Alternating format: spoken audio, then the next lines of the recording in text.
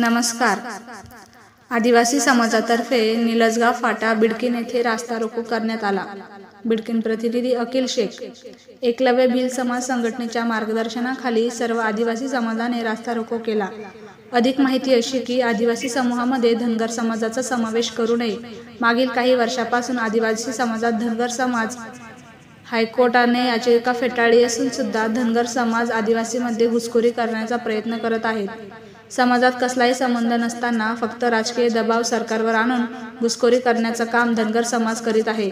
High court सांगते की आदिवासी आरक्षणात संदर्भात GR काढण्याचा अधिकार कुणालाच नाही, तर सरकार स्वतःहून GR काढून आदिवासी समाजाशी खेळत आहे.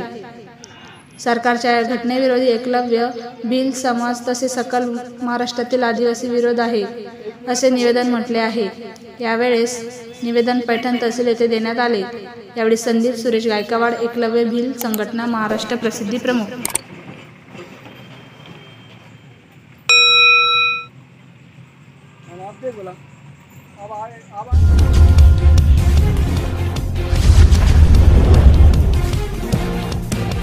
सिल्लोड शहरात अब्दुल सत्तार विरोधात हिंदुत्ववादी संघटनांचा मोर्चा. रिपोर्टर सुनील चव्हाण. सिल्लोड येथे पालकमंत्री अब्दुल सत्तार यांच्या विरोधात भाजपाच्या नेतृत्वात हिंदुत्ववादी संघटनांनी मोर्चा काढला. या मोर्चात सिल्लोड सोयगाव तालुक्यातील मोठ्या संख्येने लोक सहभागी झाले होते. हातात भगवे झेंडे घेऊन अब्दुल सत्तार यांच्या विरोधातील रोष व्यक्त करताना मोर्चेकऱ्यांनी सत्तार यांच्या विरोधात जोरदार घोषणाबाजी केली.